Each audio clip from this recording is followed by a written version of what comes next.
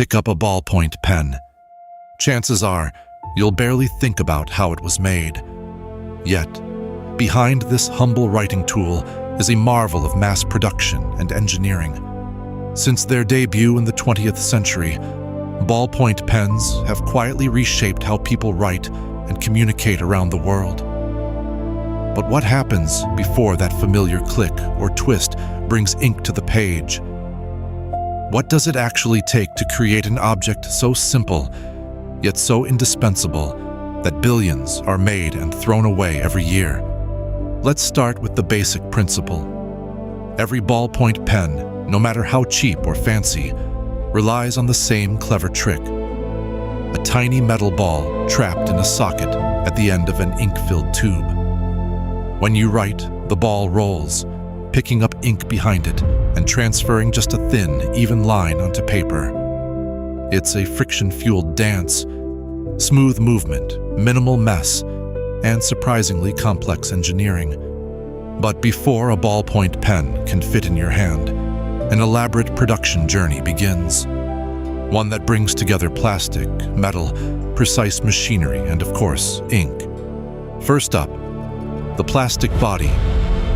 Most everyday pens are made from polystyrene or polypropylene, plastics chosen for being cheap, strong, and easy to mold. Massive pellets of raw plastic are fed into extruders, where they're melted down and injected into steel molds under immense pressure. The molds are the secret to the pen's shape. They define whether your pen will have slim curves, a chunky grip, or even a translucent case so you can watch the ink disappear. Once cooled and ejected, the raw pen barrels and caps are nearly finished, but still need their signature shine. Some are tumbled in rotating drums with polishing beads. Others are coated in a thin layer of lacquer for gloss or printed with logos rolled on at speed. This part of the process can happen so fast, an assembly line might spit out thousands of barrels every hour. But plastic's only half the story. The real heart of a ballpoint pen, and its most precisely engineered part, is that tiny ball and socket tip. To make it, manufacturers start with ultra-thin brass tubes, chosen for their ability to resist corrosion and hold tight tolerances. The front ends are crimped and shaped into a minute socket, some just a fraction of a millimeter wide. Now for the ball itself. Here's where things get microscopic and a bit mind-blowing. Ballpoint pen balls are often made from tungsten carbide, a metal hard enough to resist wearing down after miles and miles of writing. Each ball is almost completely flawless, ground and polished to extreme smoothness. In high-speed factories, these balls are dropped one by one into the sockets. Sophisticated machines test every single tip for smooth rotation, because a stuck or misshaped ball doesn't just ruin your handwriting. It ensures the pen will fail long before it should. Pause for a moment and imagine this scene. Thousands of impossibly small metal balls raining down into tiny brass tubes, everyone expected to spin perfectly, with barely any effort at all. That level of miniaturized quality control only works when engineering precision reaches the microscopic scale. Now, with the tip complete, it's time for the business end. Ink. Ballpoint ink has to get several things just right. It must be thick enough to cling to the ball, thin enough to flow smoothly as you write, fast drying so it doesn't smudge, and stable so it doesn't dry out inside the pen. In other words, it's a chemical balancing act.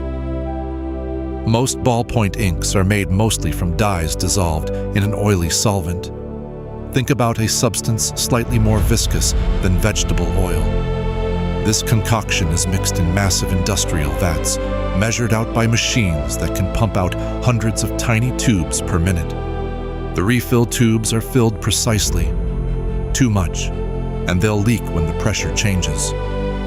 Too little, and users complain their pens are dead after only a few pages. Each tube is sealed with a tiny stopper, then pressure tested to catch leaks before they ever leave the factory.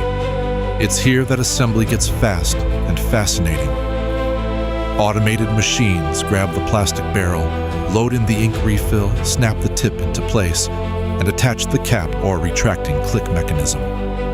Each piece is lined up and pressed together in one smooth movement. A final inspection checks for any cosmetic flaws or sneaky manufacturing errors. Some factories churn out over 2 million pens per day, with only a handful of people overseeing an army of robots and conveyor belts. Why so much attention to quality for something so disposable? Well, imagine how much we count on these little things to just work. One slip in the assembly line, one loose fitting part, and suddenly millions of pens could end up jammed, leaking, or refusing to write altogether. Of course, not all pens are created equal. Higher-end models might swap out the plastic for aluminum or steel, decorate the barrels with rubberized grips, or introduce specialty inks.